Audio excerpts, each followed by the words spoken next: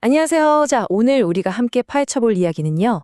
역사상 가장 창의력에 폭발했던 도시 중 하나, 바로 세기전환기 오스트리아 빈의 진짜 정체성에 대한 이야기입니다. 이야기를 한번 이렇게 시작해 볼까요? 2007년에 구스타프 클림트의 그림 황금옷을 입은 여인이 경매에 나왔는데요. 얼마에 팔렸는지 아세요? 무려 1억 3,500만 달러.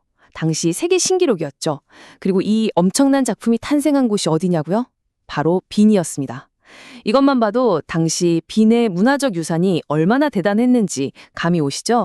빈은 그냥 멋진 그림 하나가 나온 곳이 아니었어요. 현대 예술, 음악, 그리고 심지어 우리가 생각하는 방식 자체를 바꿔버린 새로운 사상들이 태어난 말 그대로 요람 같은 곳이었죠. 자, 그럼 이런 질문이 자연스럽게 떠오릅니다. 대체 이 모든 걸 가능하게 만든 그 엄청난 에너지, 그 원동력은 뭐였을까요? 그리고 바로 이 지점에서 우리가 진짜로 파고들어야 할 핵심 질문이 나옵니다. 요즘 역사가들이 아주 뜨겁게 논쟁하는 주제이기도 한데요. 과연 세기 전환기 빈의 문화는 얼마나 유대적이었을까 하는 질문입니다. 이 질문을 두고 크게 두 가지 관점이 팽팽하게 맞서고 있습니다. 한쪽에는 칼 쇼르스케 같은 학자들이 있어요. 이들은 유대인들도 당시 중산층이 겪던 자유주의의 위기라는 더 큰 흐름의 일부였다고 보는 거죠. 그런데 그 반대편에는 스티븐 벨러 같은 학자들이 있습니다. 이들은 아니, 빈의 현대 문화는 그 뿌리부터 유대적인 특성에 의해 만들어지고 정의된 거라고 아주 강하게 주장하죠. 자, 이 두 관점 사이에서 우리는 진실을 찾아가 볼 겁니다. 이런 문화적인 질문에 답을 찾으려면요, 우선 가장 기본적인 것부터 시작해야 합니다. 바로 숫자죠. 왜냐하면 이 모든 변화의 시작점에는 정말 드라마틱한 인구 변화가 있었기 때문입니다. 이 타임라인 좀 보세요. 정말 믿기 힘든 수준입니다. 1800년에 1000명 정도에 불과했던 빈의 유대인 인구가요. 1860년에는 6000명, 그러다가 1890년에는 갑자기 10만 명으로 늘어납니다. 도시 전체 인구의 10%를 차지하게 된 거죠. 여기서 그치지 않고 1910년에는 17만 5천 명까지 불어납니다. 이건 뭐 그냥 늘어난 게 아니라 말 그대로 폭발한 거죠. 이 숫자가 바로 우리가 앞으로 할 모든 이야기의 배경이 됩니다. 아니, 그럼 대체 왜 이렇게 갑자기 늘어난 걸까요? 여기에는 크게 세 가지 이유가 있었습니다.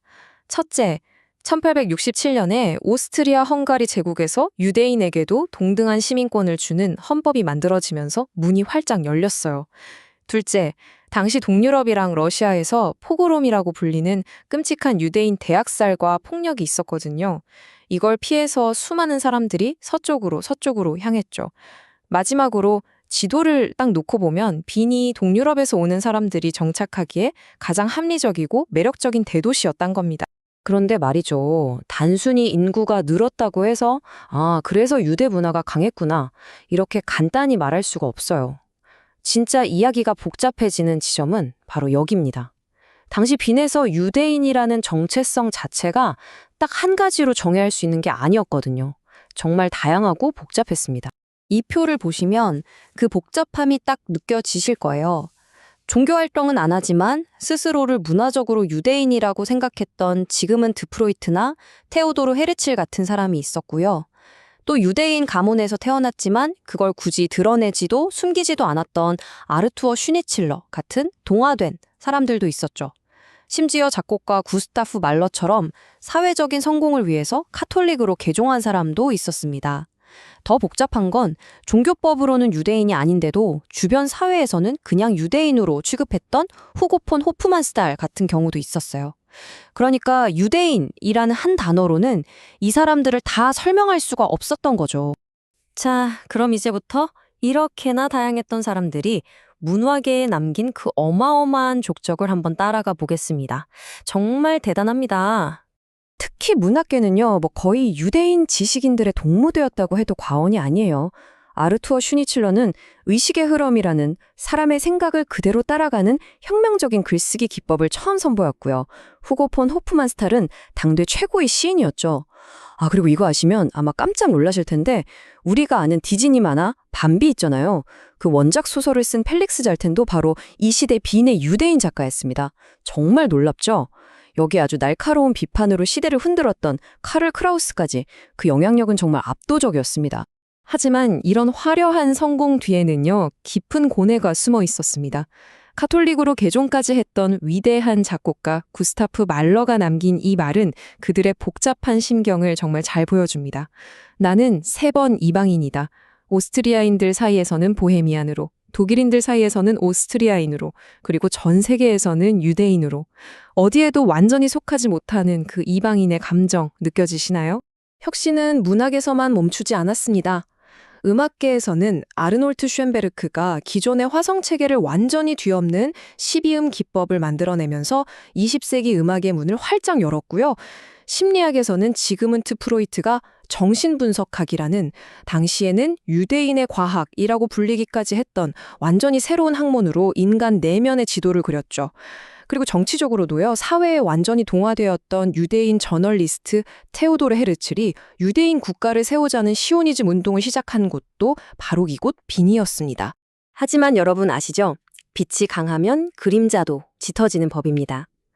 사회와 문화 모든 분야에서 유대인들의 영향력이 이렇게 커지니까 이걸 불안해하고 중호하는 움직임, 즉 반유대주의라는 아주 어두운 그림자도 함께 커져만 갔습니다. 그 반발의 중심에 카를 루거라는 인물이 있었어요. 이 사람은 노골적으로 반유대주의를 내세워서 사람들의 인기를 얻고 1897년부터 오랫동안 빈 시장을 지냈죠. 그가 남긴 이 한마디는 당시 분위기를 정말 소름 돋게 보여줍니다. 누가 유대인인지는 내가 결정한다. 유대인에 대한 증오가 정치적 성공의 도구가 되어버린 겁니다. 자, 이제 우리가 본 모든 조각들을 한번 맞춰볼 시간입니다. 이 모든 걸 종합해서 다시 처음의 질문으로 돌아가 보죠. 그래서 세기 전환기 빈의 문화는 과연 얼마나 유대적이었을까요? 그래서 결론이 뭐냐고요?